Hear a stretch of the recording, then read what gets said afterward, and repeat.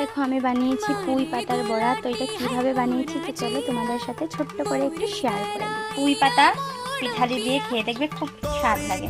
তো আমি গাছের থেকে ফ্রেশ ফ্রেশ পুঁই পাতা পেড়ে এনে একটু নুন মেখে রেখেছিলাম যাতে একটু নরম হয়। তারপর এই যে পিঠালির মধ্যে দিয়েছি চালের গুঁড়ো, একটু আটা, নুন, হলুদ, একটু কয়েকটা কালি জিরা দিয়ে এখন পাতাটা এরকম করে চুবিয়ে তেলের মধ্যে ফ্রাই করবো।